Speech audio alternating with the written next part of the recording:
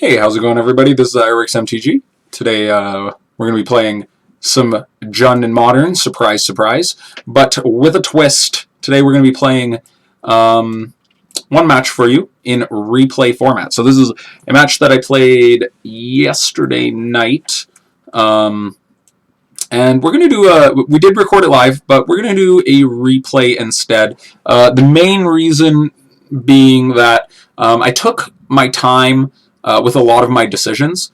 And not to say that's a bad thing, but I think that it'll make for bad content with the game, just one single game being so long and so much me kind of sitting there scratching my head about stuff. So I think that it'll be more entertaining if we try this replay format. And another reason is I've never done a replay, so I want to see if you guys enjoy the replays better or if you guys enjoy live better. So yeah, we're going to try it out and see how that goes. We're going to do a quick deck tech. If you don't want to watch the deck tech, that's okay. I'll leave a deck list in the description below and also a timestamp so you can skip ahead to the game. So, pretty stock Jund list. If you guys play Jund, you know what Jund's all about, obviously. But if you're not super familiar with some of these cards and some of the choices, we'll go through it really quick. So our mana base is pretty stock. Our utility lands include 2 Raging Ravine. I've been considering going down to 1, but we are on 2. We've got 1 Nurturing Peatland and 1 Barren Moor. So the Nurturing Peatland and the Barren Moor to get value off Wrenn and Six. We are playing 4, 5, 6, 7, 8 fetches. Yeah, 8 fetches, 4 basics, 4 shocks, and some Blackcleave Cliffs to round that off. In our 1 mana slot, we're on a 2-4 split between Lightning Bolt and Fatal Push in Lightning Bolt's favor. I've been seeing a lot of 3-3 splits lately, and I think that's perfectly reasonable and viable, but I like the 4-2 split primarily because I'm on the full 4 Bloodbraid Elves, and sometimes cascading into a Fatal Push is just awful, whereas cascading into a Lightning Bolt is usually going to do at least something. We could, at minimum, dome our opponent and then quicken our clock. I'm on the 4-2 split of Inquisition Thoughtseize in Inquisition's favor.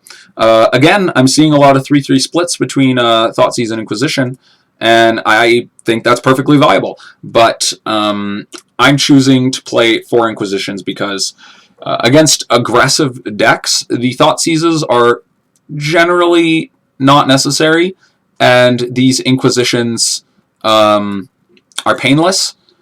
They will hit everything, and I think that they're just pretty clutch on to keep our aggressive matchups reasonable.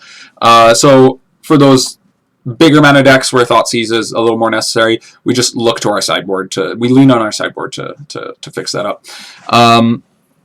4 Tarmogoyf is obviously very standard. We're playing 3 Wrenn and Six, 2 Assassin's Trophy. We're on 3 Kroxa again. So not long ago we were playing 2 Scavenging Ooze, 2 Kroxa. I've decided to bring back the 3rd Kroxa. Not that Scavenging Ooze is bad. I actually really like Scavenging Ooze.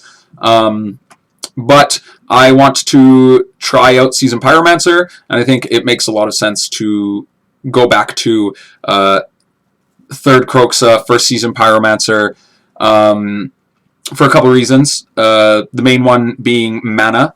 Kroxa and Seasoned Pyromancer are both demanding us to lean into red a little bit harder, and Scavenging Ooze doesn't really like that.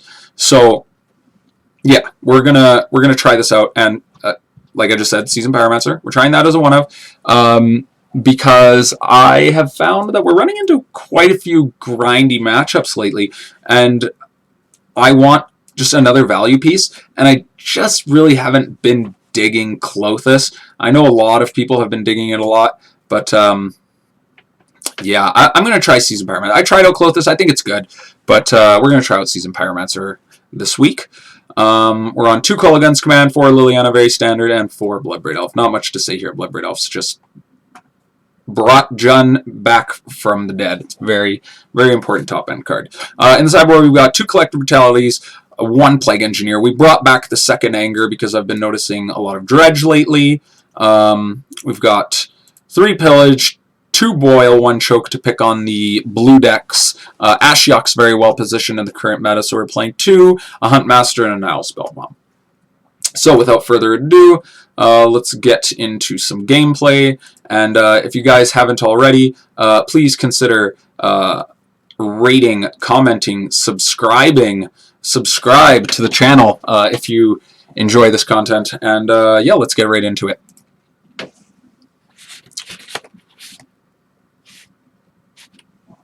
Alright, so here we are for game 1. And I believe we're on the draw. I do have some notes here that I'll be referencing. You'll notice me looking down. So we start off here with a 1-lander. Unfortunately, we can't keep that. So we do have to mulligan. And sorry, I went through that a little bit quickly there. We mulligan. We bottom one of our 2 Verdant Catacombs. We do keep. We don't want to go to 5, and the sand is functional. I typically don't like Assassin's Trophy in the opener, but I mean, it is still a removal spell, so we've got a little bit of interaction. In Inquisition, we can remove a threat to protect our Liliana, and Liliana's a card that can win a game on her own, so we do decide to keep. So our opponent's going to play first. They're going to lead with a Flooded Strand and pass the turn. We draw Seasoned Pyromancer for turn. So that's a good draw. It is a card that I want to test, so I'm happy to draw it, especially in this window against a Flooded Strand. So here we're going to cast Inquisition, and we're going to see Mana Leak, Force some lands. So we do take the Mana Leak here. Taking one of the forces doesn't really make any sense at all. Because they can still force us if we give them the Mana Leak and let them keep the Mana Leak rather. And if we let them keep the Mana Leak, then they don't 2-for-1 themselves, and they could just Mana Leak our Liliana or what have you. So our opponent's gonna fetch for a Flooded Strand, and we pass the turn back to them. They go Snow-Covered Island, pass back. We draw a Blackcleave Cliffs for turn, so that's pretty good. We were looking for that 3rd land. We're going to play Blackcleave Cliffs, cast Kroxa, I believe, yeah. So Kroxa does resolve, our opponent doesn't path us, and they pitch, I believe, one of their 2 forces here. Yep. Okay, so we're going to pass back to them.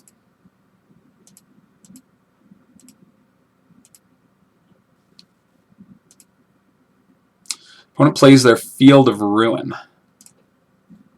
I believe that's all. They pass back.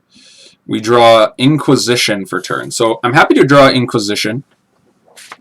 So there's a couple different lines we could take here. We don't want to run our Liliana. I don't want to 1-for-1 with the Force of Negation, so I'm not running out my Liliana. I could fetch, play my Seasoned Pyromancer, but I don't really want to discard my cards here to get some 1/1 tokens. I would rather get to the point where we're both hellbent, cast my Seasoned Pyromancer, and just draw 2 cards. The 2 1/1s aren't what's going to win us this match. The card advantages, Planeswalkers upticking is. So for that reason, we're going to run out our Inquisition, take that Force of Negation, or force them to trade with us. So we do get to take it. And our opponent reveals Cryptic Command. So their hand is Forest, Cryptic Command. Oh, sorry, Forest, Cryptic Command, Temple Garden. So unfortunately, they did draw the Cryptic Command, so we still won't be able to run out Liliana next turn. Our opponent decides to field us during the combat step. We float mana because why not? Grab our swamp, pass the turn. See what our opponent does here. They just play Forest and pass. So here we grab the Stomping Grounds. Now we can cast all of our spells. we draw Tarmogoyf. So here, I decide to run the Tarmogoyf into the Cryptic command. I think it's just my least valuable spell here. It's the only spell in my hand that doesn't represent a 2-for-1. I mean, I'm not going to cast Assassin's Trophy, so I'll run the Tarmogoyf into the Cryptic command. And then we're just attempting to jam Liliana next turn. So we're just really trying to clear the way for our Planeswalker. Typically, from my experience, the way these matches are won are the player who can play more Planeswalkers and activate more Planeswalkers ends up just pulling ahead. So our opponent plays a Snowcover Island and passes the turn. So they're representing Cryptic again. Here, we play our Blackcleave Cliffs, and I decide I'm just going to jam this Liliana. This is a potential window for it to resolve.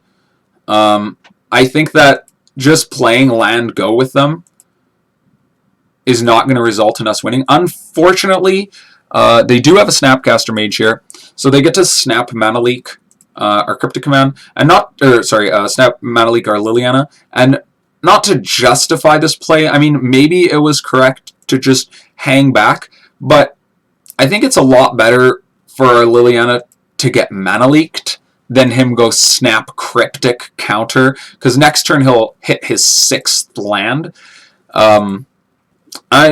I feel like we just need to be forcing action on him and getting hellbent with him, and then just hoping to top deck better.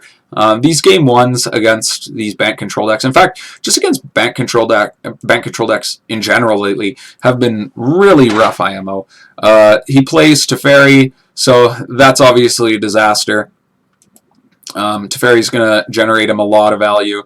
So he's going to bounce his Astrolabe, draw a card, replay his... I believe he replays his Astrolabe, draws another card. So he gets to pull super ahead. And this is why these matchups are...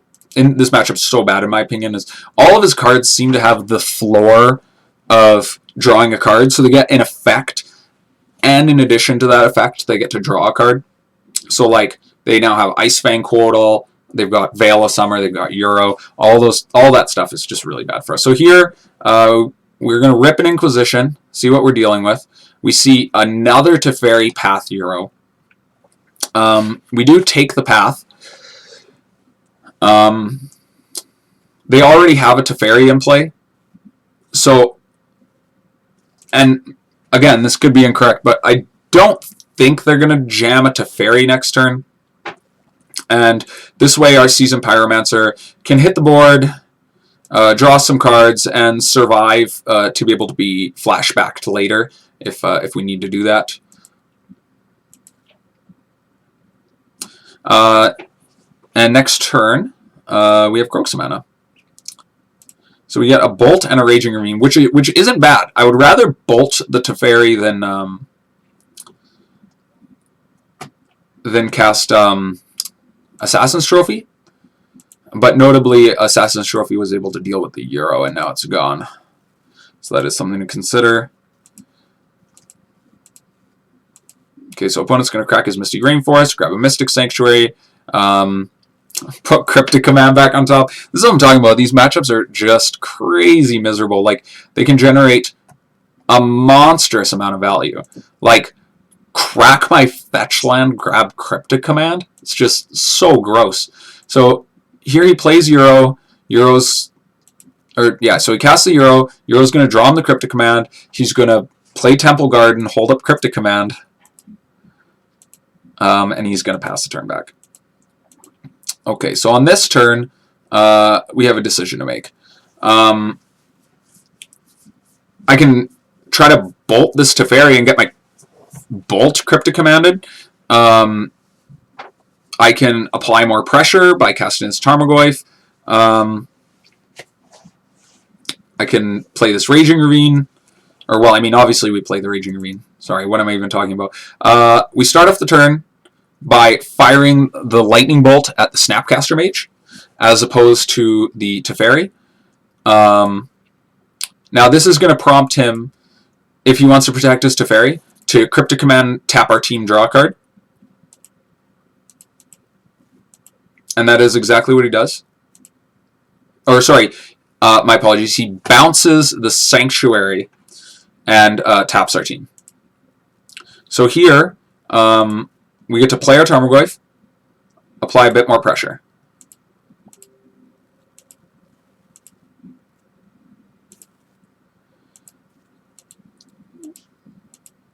Okay, so he plays a Mystic Sanctuary. He puts Cryptic Command back on top. Now, I believe he escapes Kroxa. Or not Kroxa, rather, Hero. Oh, replay client being a little... Okay. Being a little buggy here, sorry. So he plays Hero, draws a card, gains 3 life. So now we're pretty behind. We draw Bloodbraid Elf, but unfortunately, Bloodbraid Elf doesn't really do a lot with this Teferi in play. It's just a 3/2 haster because the Cascade is an instant speed ability. So here we just decide to escape our Kroxa.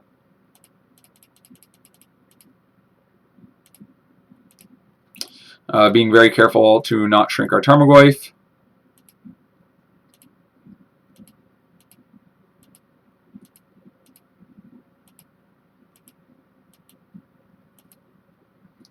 We go to end step. Our opponent flashes in a Coatl. And again, just the value. So now he's got a 1/1 death-touching blocker, and it replaces itself with a draw. He upticks his Teferi. He plays another Mystic Sanctuary. He's going to put the Path to Exile on top.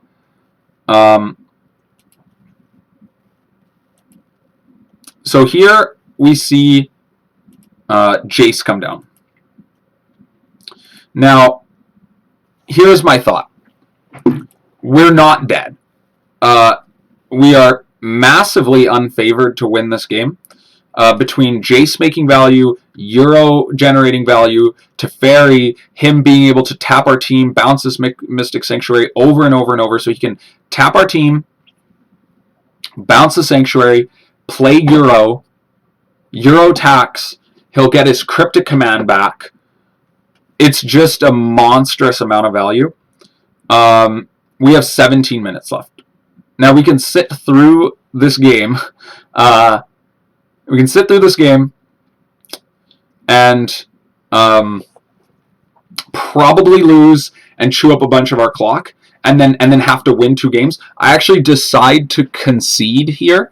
Our chances of winning are pretty low, and then if we lose, we have to win 2 games in less than, like, we only have 17 and a half minutes left. So we decide to concede this game. And tell me what you think of that. I know that we're literally deciding to lose here, but I'm taking the clock into consideration as a serious factor. So yeah, let's go into the next game here. So, sorry, I am a noob. So yeah, so going into game 2, I believe the way I sideboarded, let's look at our sideboard notes here.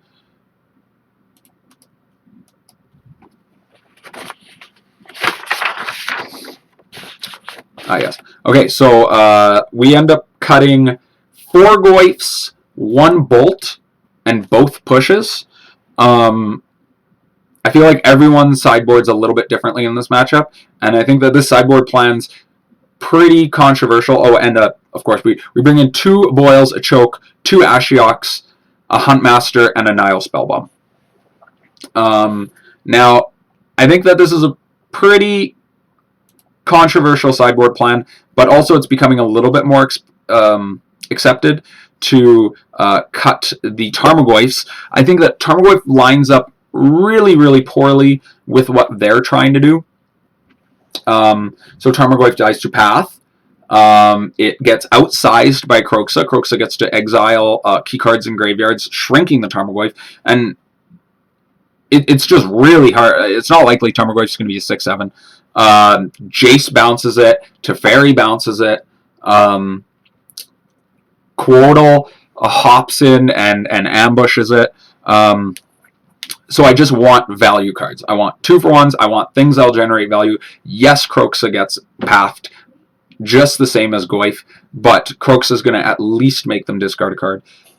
So we get rid of the Goyfs. We cut the 2 pushes and a bolt. We decide we're going to keep 3 bolts because if we can apply enough pressure, bolt can deal with.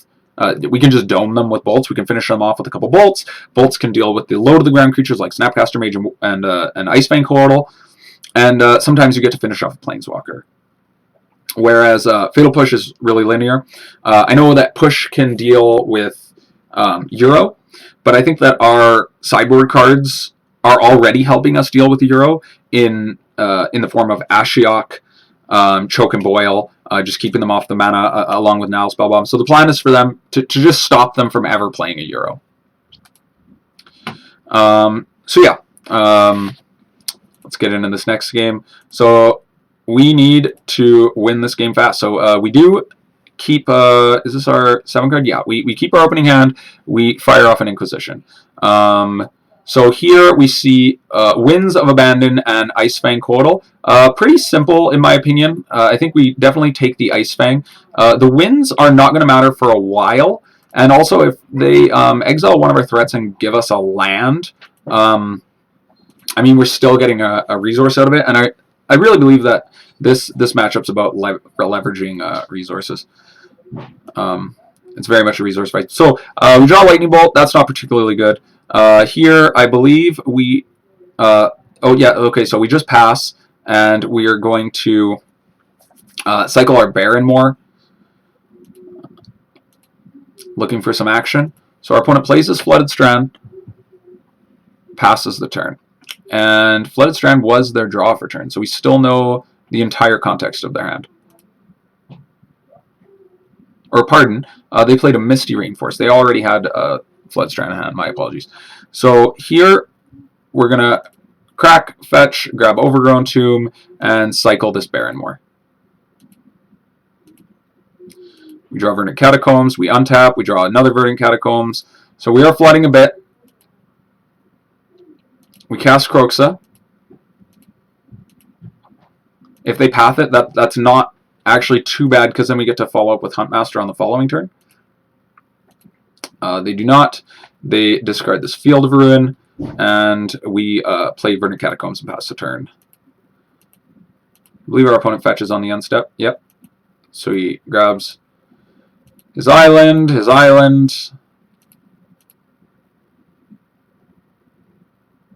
I'm not sure why we fetched during his upkeep.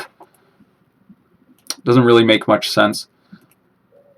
So I apologize for that. I don't even remember that. Apparently we fetched during his upkeep. That might have just been like a, I don't know, maybe we're getting a little nervous or excited or something.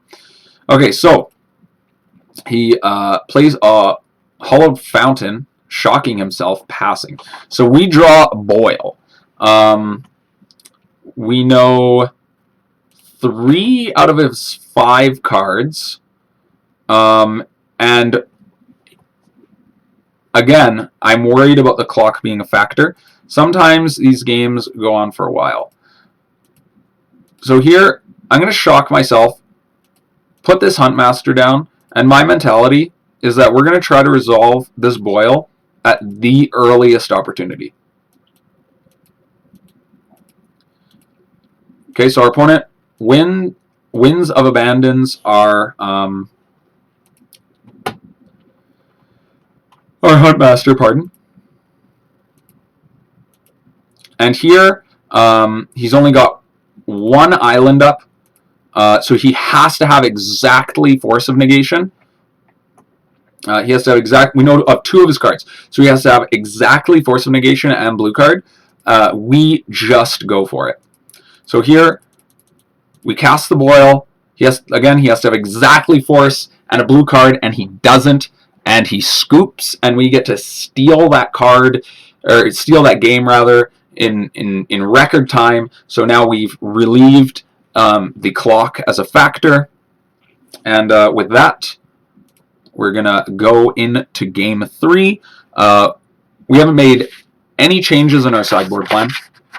We're going to keep everything as is. Sorry, let me just post up my notes here. And yeah, let's go into game 3. Yes. Messaging with our opponent. By the way, shout out to this Shellington if you're watching. He was a really good sport. Fun, reasonable opponent. Played at probably a better pace than us. So yeah, our opponent. We're going to be on the draw this game, and being on the draw in this matchup isn't too bad because we get to see an extra card, and we have to mulligan. So here we've got Inquisition, a bunch of lands, and a choke. So we've got Inquisition. Our hand is protect this choke, resolve this choke. So we are going to keep, and we bottom. Which land did we bottom? Probably, yes, we bottom the mountain. We want the basic land to be in our deck for a couple of reasons. One being we can get the path value, the field value, but also our opponent's just not very good at applying pressure. So he goes Temple Garden, clearly signaling Veil of Summer. Now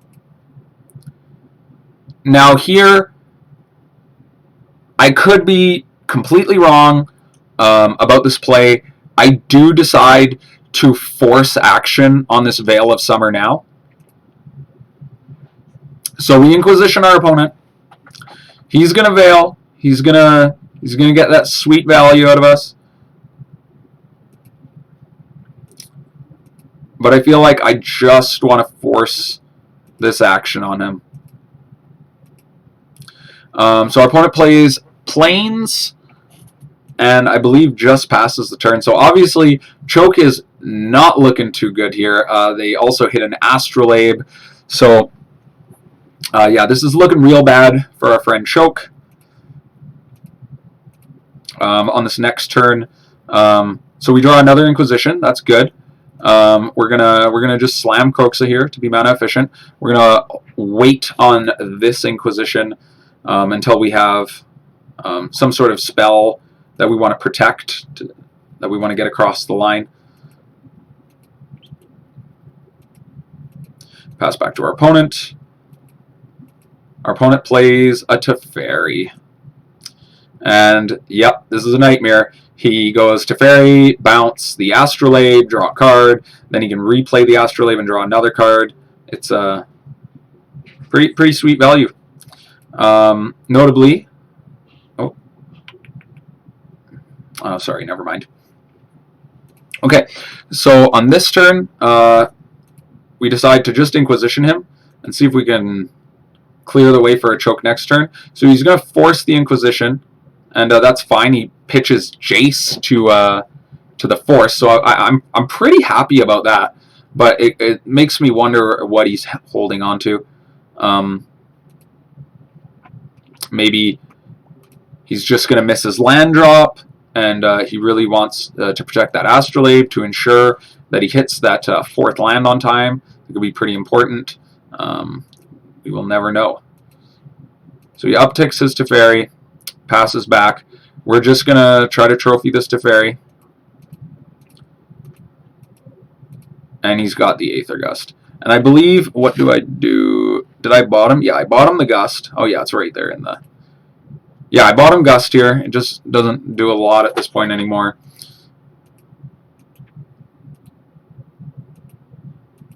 Or at least it doesn't do as much as, like, some of our other cards. Plays Icefang Quotl, plays Field of Ruin. So our opponent very well poised against Choke. Choke does absolutely nothing right now. So it's feeling pretty bad. We draw a Bolt. We get to Bolt the Teferi, so that's pretty good. We pass back to our opponent. He is going to field our Blackcleave Cliffs. He's going to grab an island. We're going to grab a swamp. He's going to attack us for 1. Pass back. We're going to grab an Overgrown Tomb on the end step. We draw Assassin's Trophy. He's going to field our Overgrown Tomb. We float a green in response. Why not? And we grab Forest.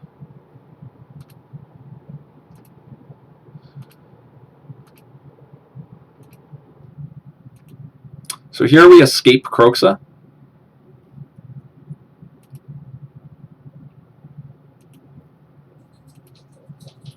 Just to get a, we want to get a threat down and start applying pressure to both his hand and his life total. He does have the path for the Kroxa. We grab a swamp.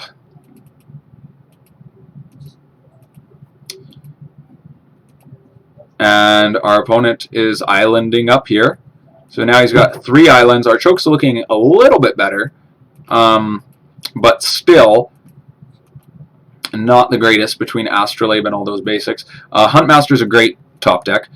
So we play Huntmaster. This is exactly the quality of draws we want, but he also had a good rip. He cryptic commands our Huntmaster, draws a card, we pass back. He plays a Flooded Strand, passes back. We draw land, very unfortunate. We pass back. He's going to Mystic Sanctuary,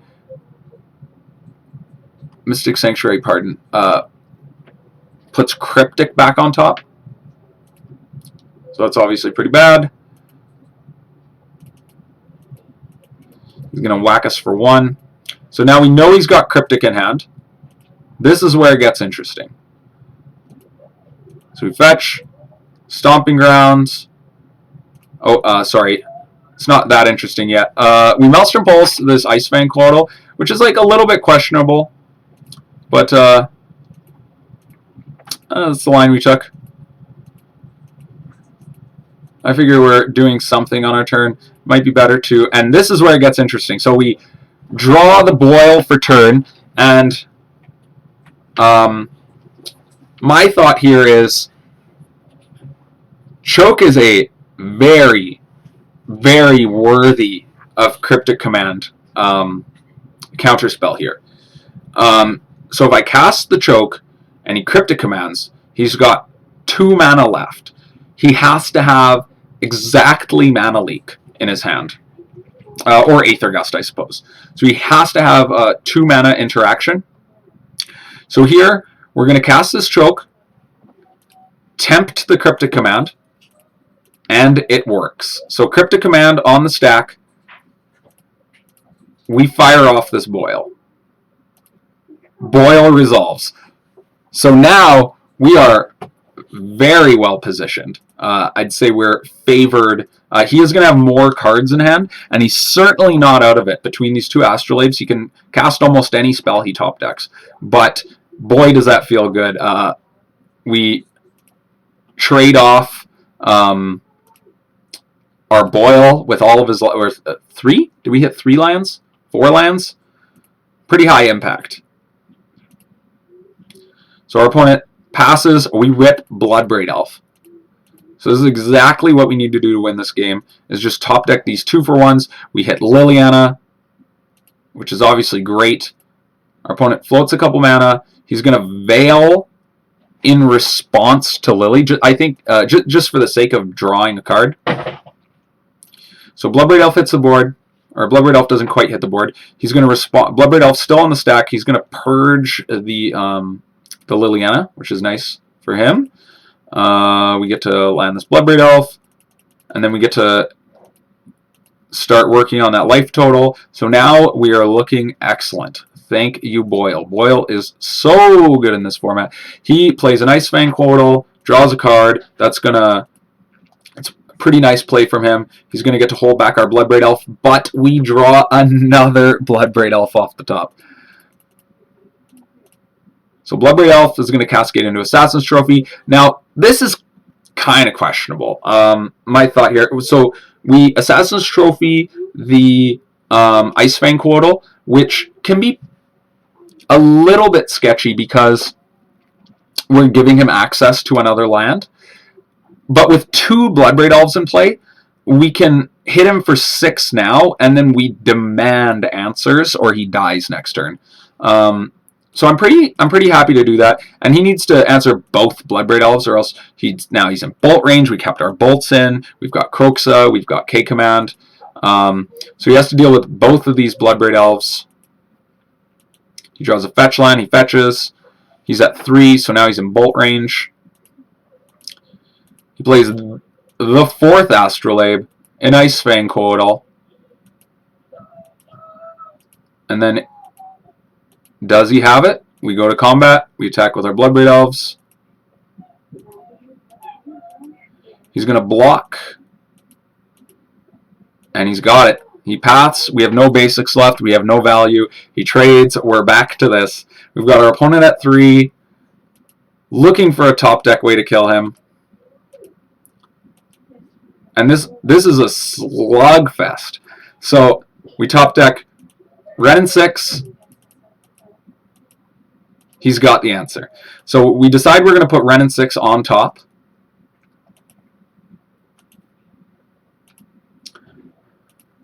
I mean, I could look for a bolt. I could look for a way to kill him, but I know that Wrenn and Six is a good card in the matchup. So we decide to keep it on top. We're going to replay it. And I mean, if we draw something like Kolaghan's Command, we can always... So he's got the answer yet again. We pass back.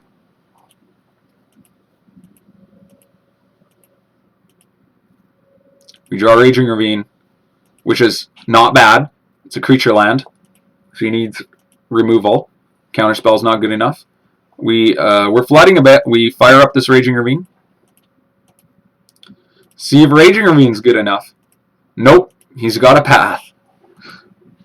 So this is a real nail biter. I mean, even though he's at 3, he could just top deck a Kroxa or a Jace into like a counterspell, and then we're just behind again. We draw Lightning Bolt.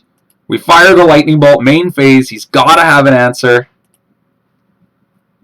And oh my god. Every time, he's just got it. He's got Snapcaster Mage. He's going to target Cryptic Command. He's going to counter our Bolt. Draw a card. Feels bad. It's like when the game's so close and it just slips away. Now they draw a card. They draw a second card. They've got now. Yes, they're at 3. Yes, they're dead to a bunch of top decks, but they've got a threat. They've got 1 card. Sorry, not 2. They drew a land, and they played it. We draw Kroxa. Okay, so we can cast and escape Kroxa this turn. So he has to... I'm not even sure what he can have. But guess what? Kroxa gets the job done. He's got Celestial Purge. He hits a Kroxa, he exiles it, but the trigger's still on the stack. And we still get to win the game. So there you have it, folks. That is our replay against Bant Control. I hope you guys enjoyed it. Give me some feedback. I know maybe some of my lines could have been a little bit better. I know the Veil line was a little questionable. But yeah, I don't claim to be a master of this archetype. I'm just a guy who likes to play it. And I'm a guy who likes to learn. So if you guys leave comments, I would love to have a discussion with you in the comment section, and maybe we could learn together. So thanks for tuning in, and have a great day, guys. Peace.